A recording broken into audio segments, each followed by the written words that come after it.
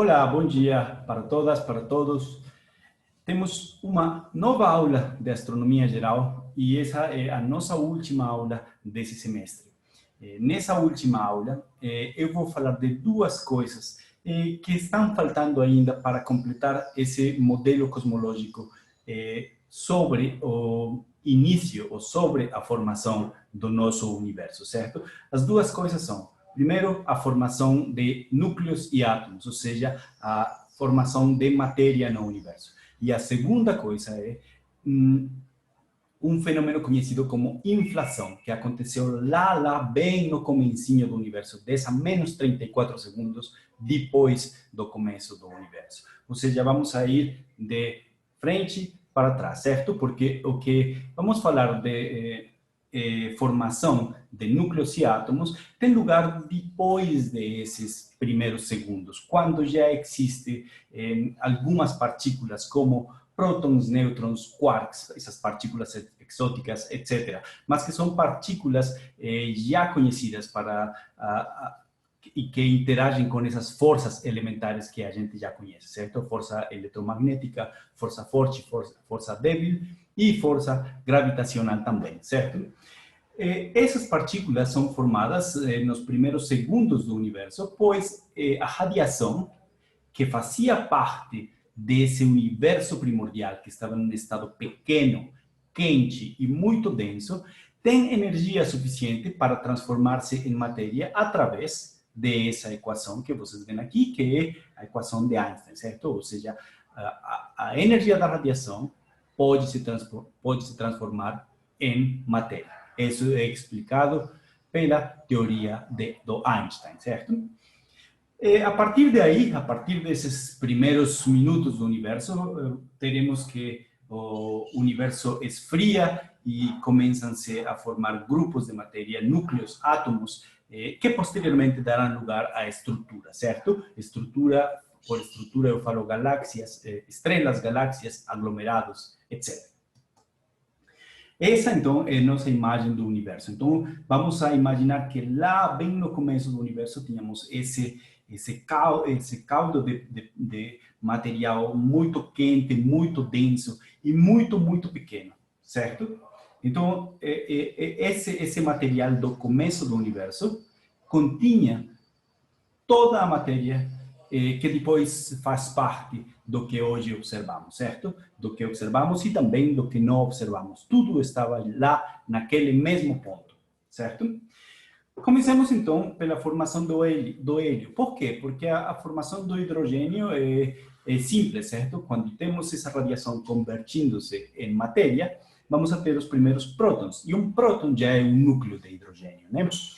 Vamos falar agora quando o elétron vai cair para formar o átomo de hidrogênio. Mas vamos falar, então, da formação do hélio. Quando observamos o universo, ou quando observamos as abundâncias de matéria no universo, encontramos que todas as estrelas possuem, como mínimo, 25% de massa em hélio. E isso não pode ser explicado pela nucleossíntese estelar, ou seja, a quantidade de hidrogênio que se transforma em hélio no interior das estrelas jamais levaria a uma quantidade de hidrogênio de 25%. O que nos leva a concluir que o hélio tem uma origem primordial, ou seja, que ele se formou lá no comecinho do universo. Essa abundância de hélio se formou lá no comecinho do universo, certo? 100 segundos depois do Big Bang, a temperatura do universo estava próxima de 10 a 9 kelvins. E o universo estava populado por esse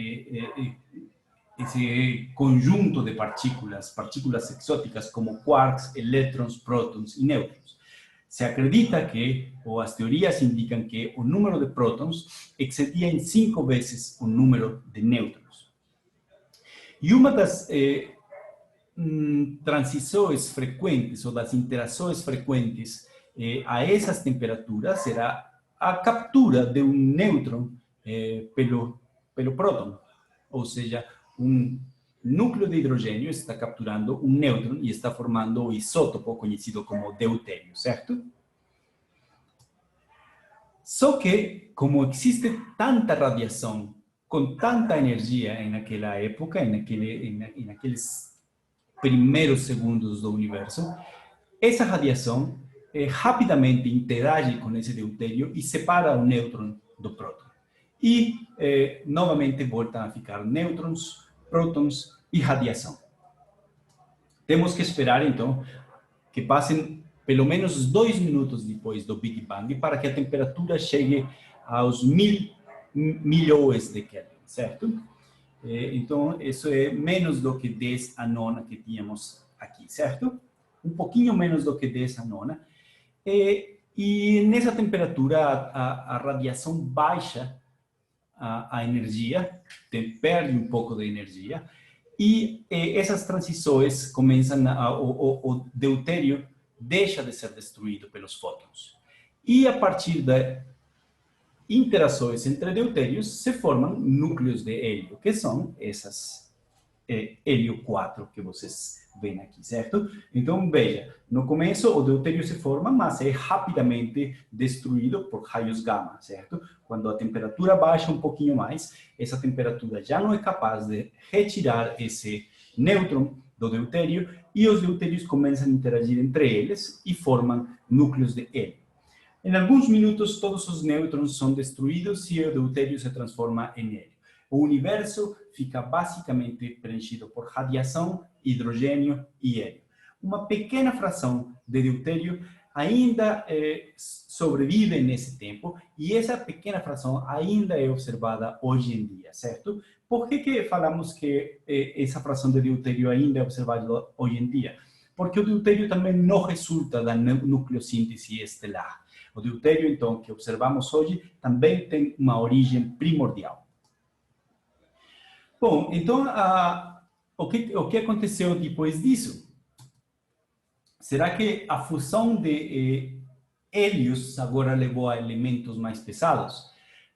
A resposta é não, porque, contrário do que acontece nas estrelas, que a temperatura é muito grande e vai aumentando conforme vai para o centro, o universo vai expandindo e no momento que vai expandindo, ele vai esfriando, impossibilitando a fusão de núcleos de hélio para formar elementos mais pesados, certo? Então, o universo vai baixando sua energia e, basicamente, 15 minutos depois do Big Bang, a composição do universo vai ser quase que a mesma composição que temos hoje em dia. 75% da massa composta por hidrogênio e 25% da massa composta por hélio. Aqui lembram que temos menos de 1% de material pesado.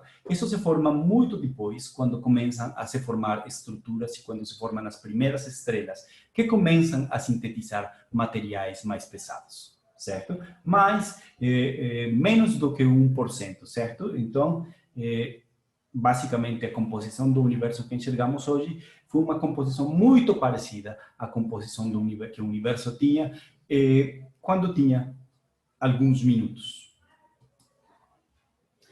E os átomos, sim? Quando se formaram os átomos? Nesse momento, quando falei de hidrogênios e hélios, estava falando de núcleos, certo? E dentro desse gás com radiação e partículas e núcleos de hidrogênio e núcleos de hélio, também existiam os elétrons, certo? Só que a energia do sistema é tão grande que eles se mantêm separados, certo? Quando a temperatura chega a 10 a 3 kelvins, e para isso temos que chegar a uma idade do universo de 10 a 5 anos, ou seja, 100.000 anos, os núcleos e elétrons começam a se juntar. Ou como se diz, começam a se recombinar. E é o que chamamos a época da recombinação, certo? Então, o que acontecia antes do que isso? Quando tínhamos temperaturas acima dos 10 a 4, os elétrons estavam livres e os fótons de radiação interagiam com os elétrons e o universo era opaco. A radiação e a matéria se encontravam acopladas. Por quê? Porque qualquer fóton poderia interagir com uma partícula livre. E a interação simplesmente espalhava a partícula e não permitia o espalhamento da radiação para outras regiões, sino que todo se mantinha nessa pequena região que era o universo naquele. Bom, não era tão pequeno já, mas nessa região que era o universo naqueles menos de 10 a 5 anos, certo? Matéria e radiação se encontravam acopladas.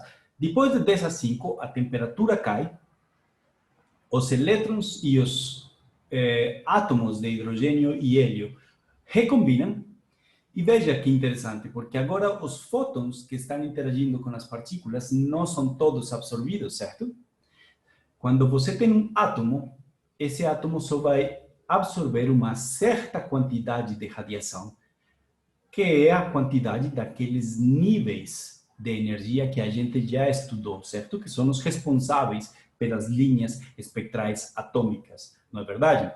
Então, agora, nem toda radiação vai ser absorvida ou espalhada, só a radiação com umas quantidades específicas de energia. Isso que significa que alguns fótons com algum tanto de energia que não é a energia que vai ser absorvida pelos átomos, podem viajar livremente sem serem absorvidos ou espalhados. Não vão ser espalhados porque os elétrons já basicamente foram capturados pelos núcleos, certo? Ou se recombinaram com os núcleos. Isso faz que o universo seja, então, transparente à radiação, porque alguns fótons podem escapar dessa região, certo?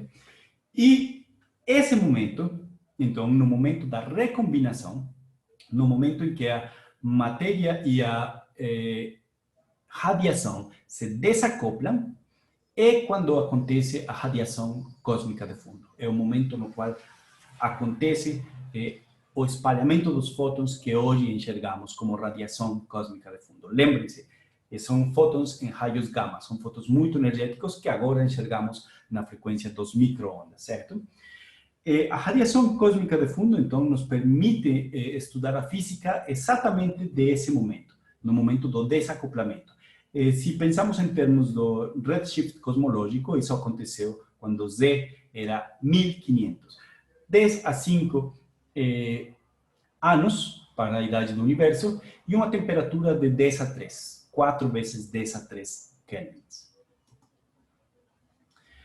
Muito bem, essa era a primeira parte de essa aula, falando sobre como se formaram os núcleos de hélio e a matéria neutra, né? Os átomos neutros. E como no momento de formação dos átomos neutros temos o desacoplamento entre radiação, matéria, e o universo se torna transparente à radiação. Essa radiação emitida é enxergada hoje como a radiação cósmica de fundo. Muito bem, o que aconteceu antes disso? Temos alguns problemas com os modelos, com o modelo cosmológico, o modelo do Big Bang. Basicamente, são dois problemas. O primeiro é o problema do horizonte. Quando enxergamos a radiação cósmica de fundo, enxergamos em diferentes ângulos a mesma coisa, certo? Isso é o que se conhece como isotropia do universo, certo? Em qualquer direção que eu observe, eu estou observando a mesma radiação cósmica de fundo com as mesmas propriedades, mesma temperatura e talvez flutuações com respeito dessa temperatura que são parecidas em intensidade. Por que isso acontece? Como é possível que um ponto, radiação vindo de um ponto em A e radiação chegando de um ponto em B, a Terra, tenham as mesmas propriedades? Como que essas duas regiões estão interconectadas? Certo? Como é possível isso? Dentro da teoria do Big Bang, não há um motivo pela qual essas duas regiões devem estar ligadas, devem ter as mesmas propriedades. Precisamos de alguma coisa para resolver esse problema do horizonte. Veja, explicando um pouco melhor, a informação não pode viajar com velocidades que são maiores do que a velocidade da luz.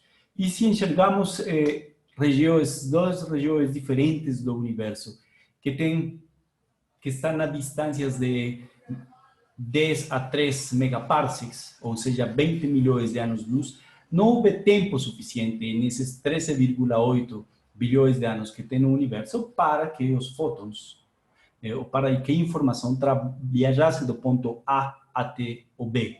E assim eles soubessem do um do outro, certo? Para que a informação fosse compartilhada entre esses dois pontos.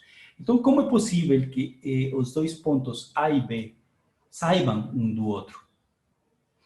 Então, isso significa que A está fora do horizonte de eventos de B. Por isso que se chama problema do horizonte. O segundo problema, quando se mede esse ômega zero, que é a relação entre a densidade do universo com a densidade crítica, se observa que essa grandeza é aproximadamente 1, certo? Indicando que o universo é plano. Isso foi o que discutimos na aula anterior. Mas não há nenhuma boa razão por que esse ômega seja tão próxima de 1. Ou pelo menos a teoria do Big Bang, as primeiras teorias do Big Bang, não tinham nenhuma explicação para esse ômega zero ser tão próximo de 1.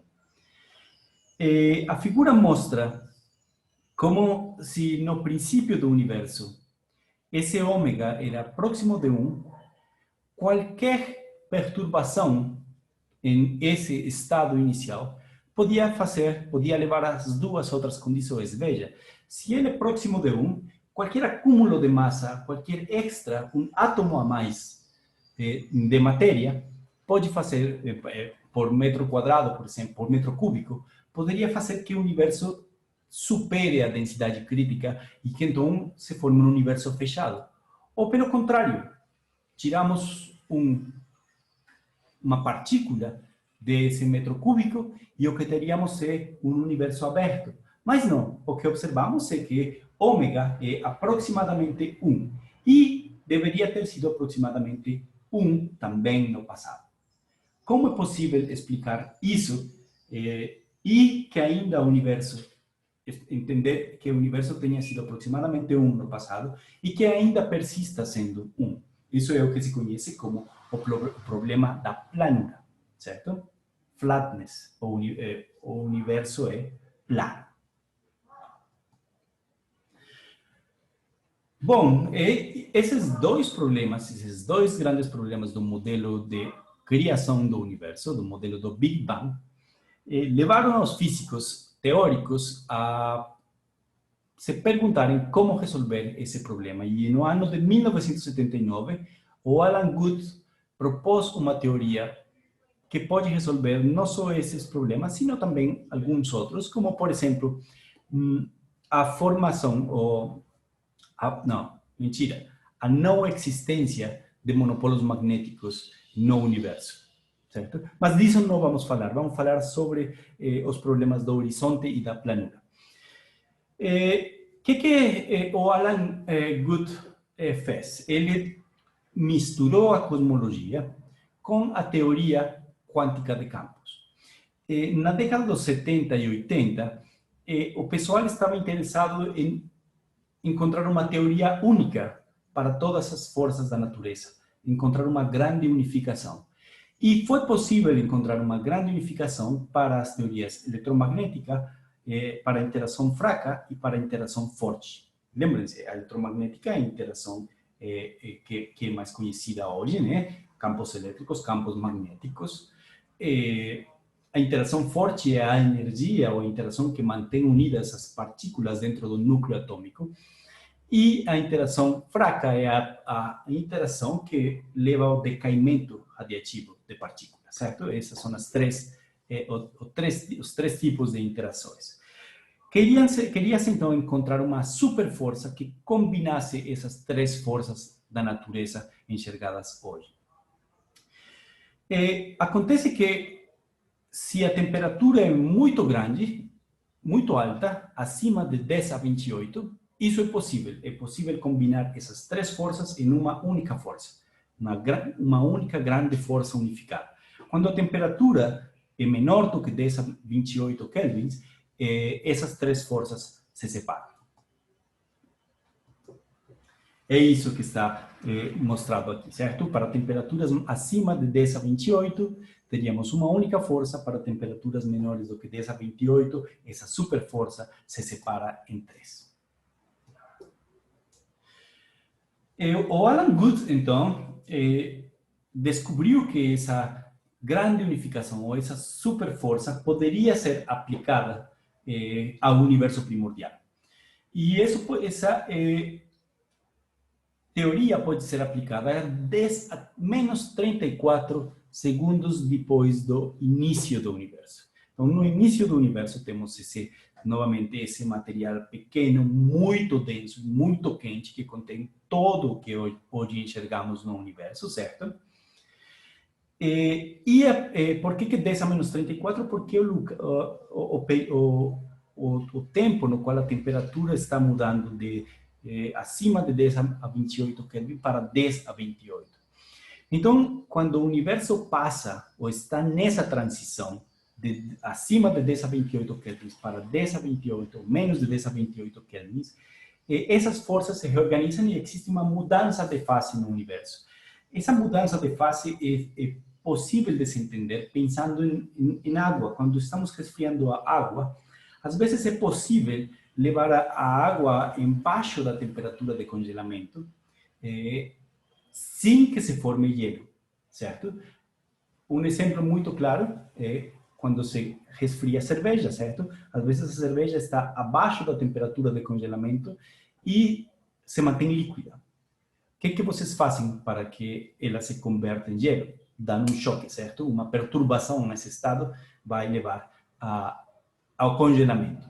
Mas então estamos falando do universo nesse estado metaestável, que não é nem líquido nem sólido. Claro que não estamos falando do universo sendo líquido ou sólido.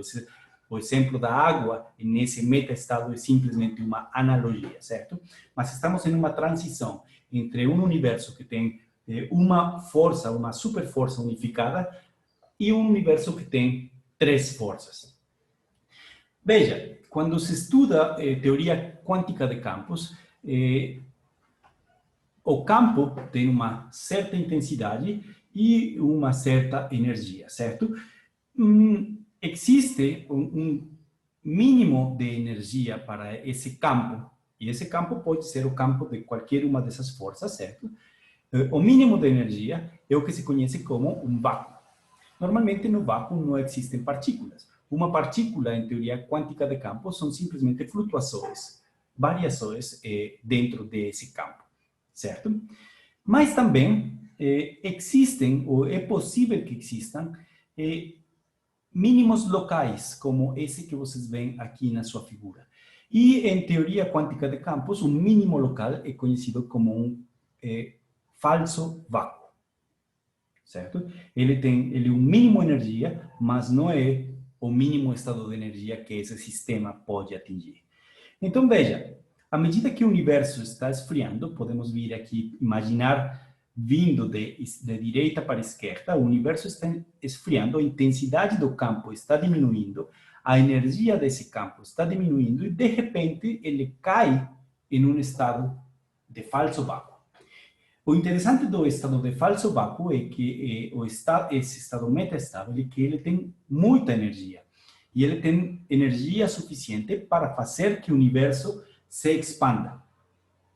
Para fazer que, como fala o Alan Guth, eu vou ler aqui o que ele fala em uma entrevista. E nesse momento, existem formas de matéria que podem ser capazes de interagir de uma forma similar à gravidade, só que em sentido contrário. Formas de matéria que podem ter uma gravidade repulsiva. E toda essa energia do falso vácuo pode ter tanta energia que fazem que o universo se expanda exponencialmente. E é isso o que acontece durante esse período que chamamos de inflação. Então, o universo passou por essa transição de fase, por esse falso vácuo, E nesse falso vácuo, a pressão desse vácuo é uma pressão comparável a uma pressão gravitacional repulsiva. Ou seja, em vez de querer manter as partículas unidas, ele faz com que sejam afastadas, certo? Mas veja, assim como no vácuo verdadeiro, em teoria quântica de campos, o falso vácuo não possui partículas, certo? Então, nesse momento, esse universo utiliza a energia do falso vácuo para começar sua expansão acelerada. E é uma expansão tão rápida que faz que o universo dobre de tamanho a cada 10 a menos 34 segundos, certo? Então, 10 a menos 34, o universo dobrou de tamanho. Outros 10 a menos 34, o universo dobrou novamente de tamanho. E se sabe que o universo dobrou de tamanho aproximadamente 100 vezes, certo? Ou seja, são 10 a menos 34 multiplicado por 100. Em 10 a menos 32 segundos, o universo dobrou de tamanho 100 vezes. E o universo é 10 a 50 vezes maior do que antes da inflação. Isso é o que o universo foi logo depois da inflação, certo? Então, veja, esse é o tamanho do universo. Antes da inflação, temos um período de 10 a menos 32 segundos, e depois desses 10 a menos 32 segundos, o universo foi 10 a 50 vezes maior do que inicialmente, certo? Há alguma coisa interessante aqui. Essa energia que estava nesse falso vácuo, agora vai ser menor porque o universo conseguiu passar por esse estado aqui e vai chegar até um estado que é o vácuo verdadeiro. Como que ele faz para passar por aqui? Através de tunelamento quântico, certo? O princípio de incerteza de Heisenberg permite que o universo tunele esse máximo local de energia e se aproxime então a um verdadeiro vácuo. E no momento em que isso acontece, essa diferença de energia entre esse falso vácuo e o vácuo verdadeiro é transformada em partículas. Quais partículas? Partículas exóticas, como quarks, ou partículas comuns, como prótons, elétrons, nêutrons, que vão interagir já não a partir dessa superforça que existia 10 a menos 32 segundos antes, sino a partir das interações fraca, forte e eletromagnética que estão acontecendo depois dessa transição de fase, certo? Então, é como se tivesse acontecido uma perturbação nesse momento e o que estava em um estado metaestável mudou de fase e, como no exemplo da água, esse material líquido que estava abaixo da temperatura de transição, agora começou a formar pequenos núcleos de gelo, certo? Pequenas partículas de gelo.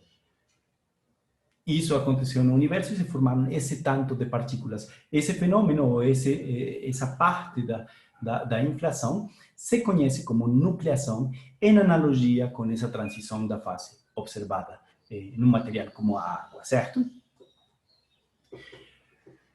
Pois bem, quais são as implicações da inflação? A inflação é uma teoria, certo? E ela tem vários problemas ainda que foram discutidos, inclusive, no paper inicial do Alan Guth. Mas ela resolve esses dois problemas fundamentais do modelo cosmológico ou do modelo do Big Bang. A inflação passa a ser agora o Bang nesse Big Bang. O universo tem uma origem e se forma essa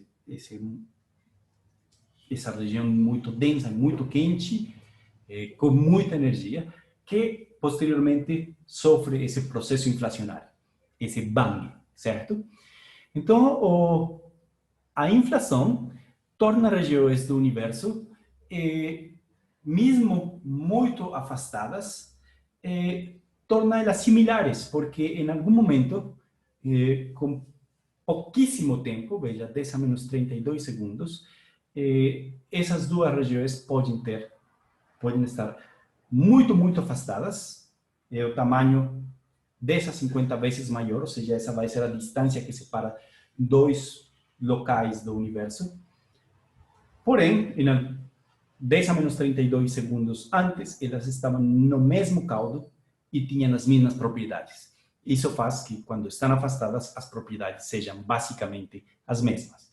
Dessa forma, o universo resolve o problema do horizonte. Uma coisa interessante, essa expansão acelerada do universo foi mais rápida do que a velocidade da luz. Aí vocês vão pensar, mas a velocidade da luz não é o limite? A velocidade da luz é o limite no universo para transferência de informação.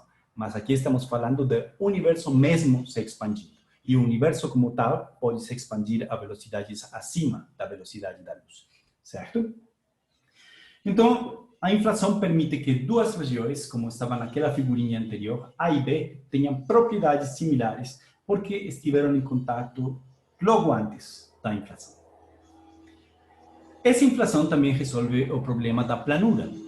E o problema da planura é talvez mais simples de entender.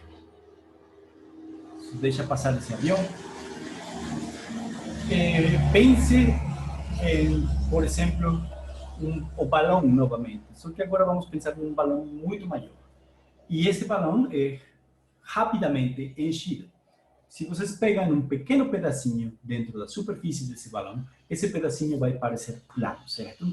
O mesmo que acontece com a gente aqui na nossa região. A gente pensa que está em um lugar plano, quando na verdade estamos em uma região esférica, certo? A inflação foi tão rápido, esticou tão rápido o universo que qualquer curvatura se diluiu nesse processo expansivo, certo? Isso faz com que o universo seja aproximadamente plano hoje em dia e não teria nenhum problema com o universo ter sido plano também naquele início do universo. Se o universo é plano, então, a densidade do universo é parecida à densidade crítica, e esse ômega 0 é igual a 1, ou aproximadamente igual a 1. Mas veja, a maior parte do universo está em forma de matéria escura, matéria que a gente não enxerga, certo? E energia escura, essa energia que mantém a expansão acelerada do universo hoje em dia. A matéria luminosa corresponde simplesmente, ou daria um valor de 10 a menos 2 para esse ômega 0. Ou seja, precisamos da matéria escura e da energia escura para os valores que hoje observamos de ômega 0. Então, a ideia da inflação é um pouco controversa, porque como é possível que seja, então, que tenha ainda esse valor de 1? Ela dá lugar a que existam, ou dá mais uma evidência, sugere novamente que tem que existir essa matéria e essa energia escura para termos esse valor de ômega 0 aproximadamente igual a 1, certo? Então, teríamos para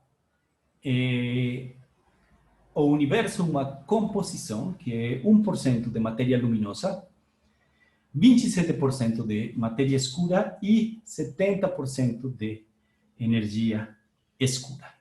E esse é o que acreditamos que seja a composição do universo hoje em dia, certo? Muito bem. E com essa figura, então, eu termino a aula de hoje e basicamente terminamos o nosso curso também, certo? Essa figura, então, mostra algumas das coisas, na verdade, todas as coisas que temos falado nesse curso. Então, a gente começou de direita para a esquerda, certo? Desde nossa Terra, nosso sistema Terra-Lua, nosso sistema solar, certo? Nosso sistema planetário, outras estrelas, galáxias, aglomerados de galáxias, certo? Cada vez indo mais na proximidade do início do universo. Depois, 10 a 5 anos depois do começo do universo, como vimos aqui, 10 a 5 anos depois do começo do universo, teremos então a formação de átomos. Vamos voltar à nossa figura final. Formação de átomos, e nesse momento, 10 a 5 anos, acontece o desacoplamento da matéria e a radiação, os fótons conseguem escapar livremente e formam fazem essa radiação é o que hoje se conhece como radiação cósmica de fundo, certo? Quando esses fótons escaparam, quando o universo tinha, eu falei 10 a 5, mas medidas mais precisas, ou estudos mais precisos, mostram que foi 380 mil anos depois do Big Bang, certo? Depois passamos a alguns segundos, alguns minutos depois do Big Bang já estava feita essa composição com 75% de núcleos de hidrogênio e 25% com núcleos de hélio. Antes disso, tínhamos só esse caldo com partículas, todas partículas livres, prótons, nêutrons, elétrons, quarks, etc., junto com a radiação de altíssima energia. E antes do que isso, na época da inflação, tivemos a época da inflação, na qual o universo sofreu uma transição de fase, e essa transição de fase fez com que o universo se expandisse de forma exponencial e tivesse um tamanho, bom, 10 a 50 vezes maior do que teve no começo do universo. Eu espero, sinceramente, que tenham gostado desse curso. Eu me diverti, aprendi bastante fazendo esse curso de forma online, deixando essas aulas aqui para vocês no YouTube. Espero que vocês tenham aproveitado também todo esse curso. E o bom disso é que qualquer dia que vocês quiserem lembrar de alguma coisa que a gente viu no curso, vocês vão ter sempre as aulas disponíveis para abrir o YouTube e voltar a qualquer tema que foi discutido aqui. Agradeço pela atenção e tchau, tchau.